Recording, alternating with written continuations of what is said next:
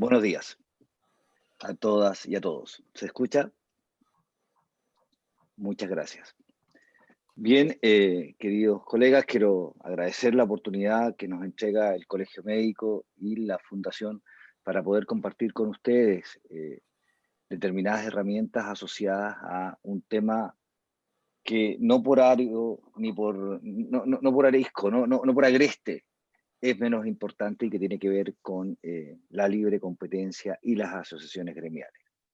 Durante este día y medio escucharemos más palabras asociadas a monopsonio, mercado relevante, economía, IHH, que medicina basada en la evidencia, preeclampsia o otra nomenclatura médica. Y eso tiene una razón, y la razón es que vamos a adentrarnos a un tema que de alguna manera, tal como ya lo adelantaba el doctor Payalev, es un tema agreste y de lo cual desconocemos mayormente. Me ha tocado exponer sobre los médicos como competidores. Y en ese sentido, lo primero que yo quiero plantear, compartir con ustedes, es que a diferencia del título y con lo contraintuitivo que pudiera parecer, la medicina es un acto de cooperación, ¿no? Y eso ustedes lo saben perfectamente. Desde la enunciación del juramento hipocrático, en donde se establece que el médico no solo debe tener una coordinación y cooperación con quien le enseñó, sino que con sus hijos y con los hijos de quien le enseñó, pasando por toda la práctica médica, en la historia de la medicina, no podemos sino decir que la medicina es por esencia una actividad de colaboración. En consecuencia, presentarnos como competidores ya resulta contrafáctico y contraintuitivo. Pero vamos a ver cómo desarrollamos esa idea. Hoy en día, el ejercicio médico o el ejercicio profesional, la medicina, en el siglo XXI, pudiéramos catalogarlo de alguna manera con las siguientes frases, con las siguientes sentencias. Los avances técnicos en procedimientos y conocimientos son claramente inusitados. La medicina ha logrado descifrar el genoma humano. Hay una alta especialización, por otra parte, de los profesionales que ejercen la labor de curar. Los equipos humanos y técnicos son eficaces y están cada vez más estrenados para poder enfrentar las patologías. De eso ha dado cuenta claramente la situación mundial asociada a la pandemia que sufrimos y que nos ha permitido precisamente enfrentarla con los resultados que tenemos y no con otros que pudieron haber sido peores. Hay un estudio sobre la posibilidad de generar vacunas que genera finalmente una esperanza para la humanidad. En todo ese contexto podemos decir que hoy en día la ciencia, a diferencia de otras épocas, invade, compenetra la medicina. Pero por otra parte, entendemos que la medicina hoy en día se ejerce en un ámbito de mayor complejidad, no desde lo médico propiamente tal, sino que desde lo social, desde lo jurídico, desde lo normativo. Claramente, y esto lo sabemos quienes trabajamos en la Fundación, la exposición pública de los actos médicos, sobre todo de aquellos que resultan en error o con algún resultado adverso, conlleva generalmente un síndrome de la condena anticipada a través de los medios de comunicación. Hay un cambio de paradigma en la relación médico-paciente, el empoderamiento de nuestros pacientes, que no es sino un reflejo del empoderamiento de la sociedad en general, es una situación positiva, pero que genera un cambio en esa relación histórica de paternalismo que existía antes. La judicialización de la medicina es un hecho notorio y notable, y finalmente entendemos que hay una hiperregulación de la actividad médica. En consecuencia, creemos que si bien la ciencia invade la medicina, también el derecho, de alguna manera, ha invadido la medicina. Por eso es que en esa lógica creemos que desde una perspectiva del siglo XXI, las prestaciones médicas hoy en día son también consideradas prestaciones de servicio. Y siendo prestaciones de servicio, no pueden escapar y no escapan a las normas y a las leyes que ese ordenamiento económico, ergo ordenamiento jurídico, les impone. Lo cierto, queridos médicos, es que hoy en día se hace medicina no solo en un ambiente médico, sino que inmersos en un sistema económico concreto. Y eso debemos tenerlo presente cuando se ejerce medicina. Y ese medio concreto, o ese ordenamiento económico concreto, hoy en día en nuestro país es lo que se conoce y que ustedes conocen como un sistema de mercado. Y este sistema de mercado espera, en su concepción más pura, digamos, más teórica, que la autorregulación, es decir, que la autocuidado, que el autocuidado de conducta de los agentes económicos, o sea, de los que prestan servicio, busque determinados niveles de competitividad adecuados. ¿Para qué? Para garantizar, nuevamente en teoría, a la sociedad la correcta asignación de recursos y la correcta redistribución de los factores productivos que en él se incluyen. Es decir, un sistema de mercado, en teoría, espera que los actores del mercado, oferentes y demandantes de productos y servicios, actúen con la debida libertad para alcanzar precios, se llaman retribuciones, que sean justas. Ahora bien, en ese sentido, en un mercado de competencia perfecta, que es el ideal de un sistema de mercado, se espera que estos competidores, estos productores de servicios o de bienes, alcancen un número tal, es decir, sean tantos, que se transforme en irrelevante el actuar de uno respecto de otro. Es decir, que la decisión de uno de esos oferentes no sea capaz de influir en el resto de los oferentes, de manera tal de garantizar, según establecen los paradigmas del sistema de mercado, la libertad de acción o, como algunos llaman, la libre competencia. Sin duda que esta es un deseo, es una aspiración que requiere algunas consideraciones, pero por lo pronto se ha entendido que además de consideraciones requiere determinadas normas para asegurarse que eso pase y para sancionar a quienes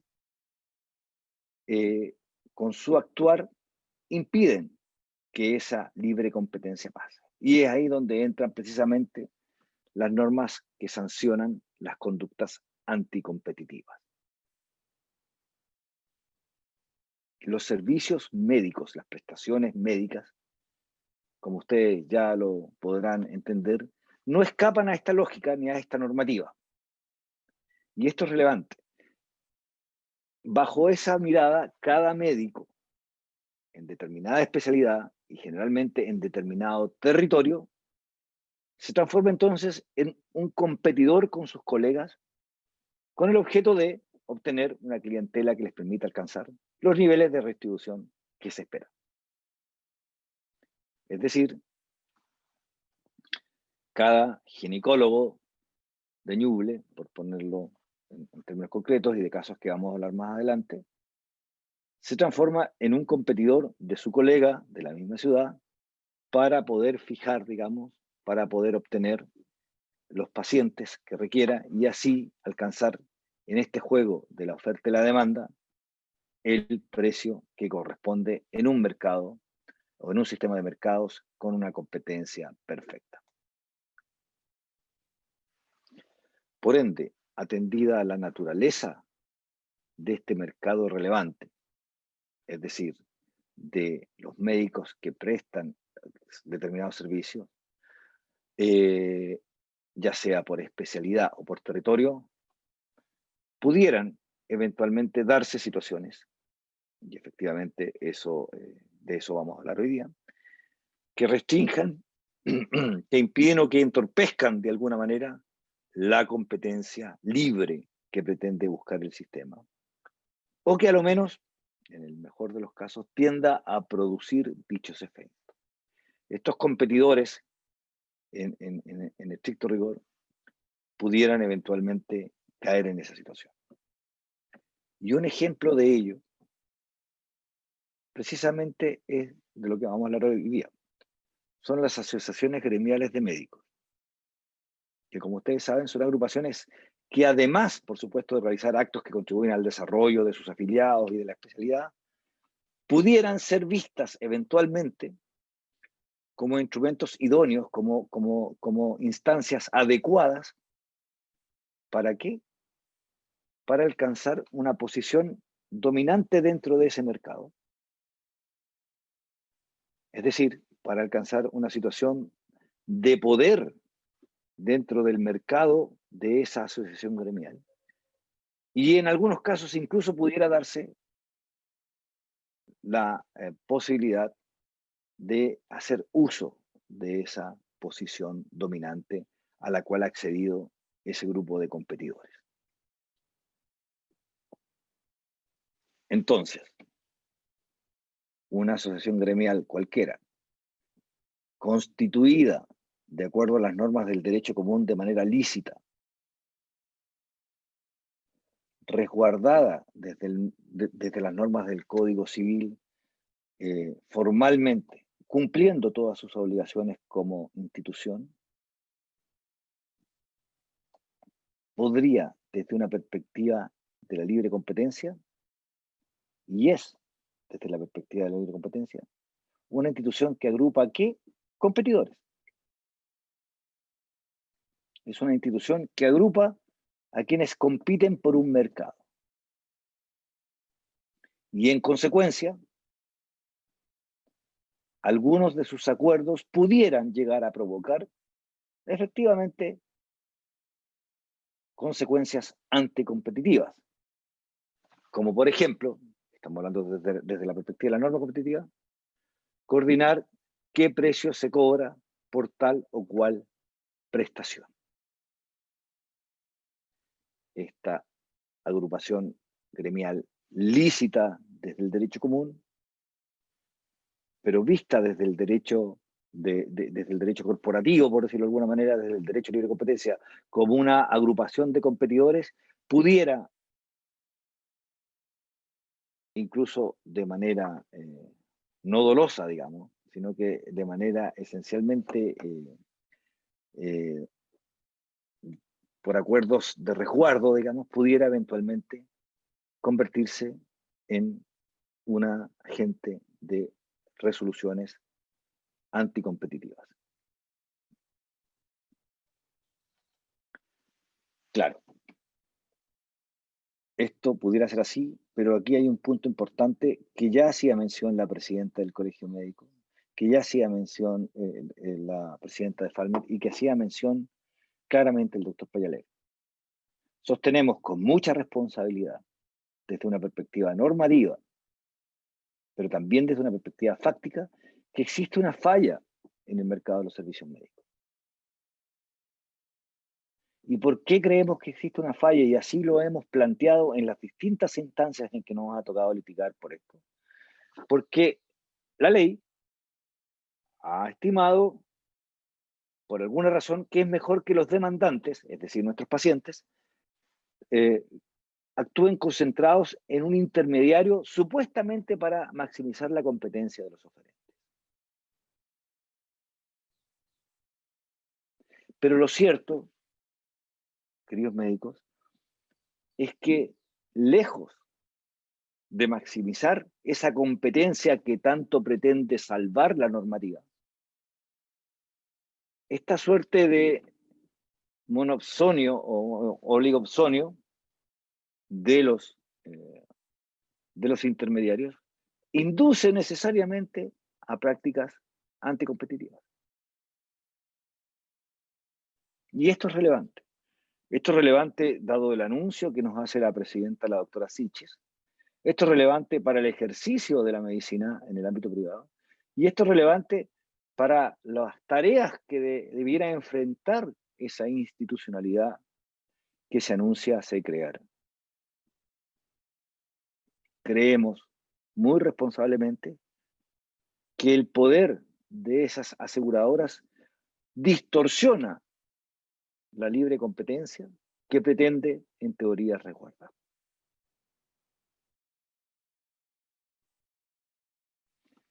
Pues bien, durante este día y medio en que nos juntaremos, vamos a hablar fundamentalmente del decreto ley 211. ¿Ah? Y serán mis colegas, digamos, Magdalena y Diego, esencialmente quienes en su condición de especialistas podrán dilucidar los vericuetos de aquella normativa inentendible para el común y profano de los mortales. ¿Ah? Pero lo cierto es que quiero solo recordarles un elemento que está puesto en esa norma y que establece lo siguiente. Dice, se consideran, entre otros, como hechos que impiden, restringen o expresen la libre competencia, y lo da como ejemplo, los acuerdos o prácticas concertadas que involucren a competidores entre sí y que consistan en fijar precios de venta o compra. Esto dice la ley.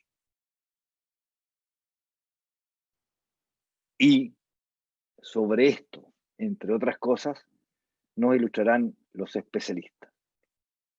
Yo solo quiero, para terminar, hacer un llamado desde el derecho, porque efectivamente esta normativa, que a esta altura yo creo que ya es un poco más conocida que hace unos años atrás, se vincula con el artículo 7º del Código Civil y el artículo 8º del Código Civil.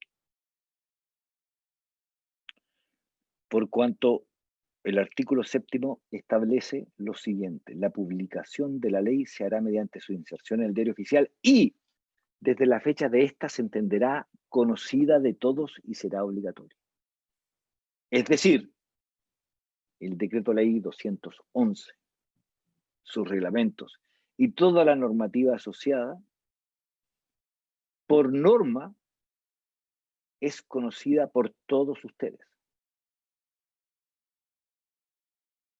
Es más, el artículo 8º establece que nadie podrá incluso alegar ignorancia de la ley después de que ésta ha entrado en vigencia. Es decir, no solo es conocida o se presume conocida, sino que además es imposible alegar que no la conocía. La justicia, y entiendo que el doctor Payalev está en la quinta región, debiera ser ciega y debiera tener en una mano la espada y en otra la balanza para poder de alguna manera impartirse, sobre todo en estos ámbitos tan especiales. Lo cierto es que puse en la presentación una foto de la estatua de la justicia que está precisamente a la salida de la Corte de Apelaciones de Valparaíso. Y como ustedes pueden ver, a diferencia del ideal de justicia, no es ciega, está bastante atenta, mirando con sus ojos abiertos qué es lo que va a pasar, digamos. Y no tiene la espada y la balanza en una mano, sino que tiene las dos medias enredadas en una actitud casi de desdén.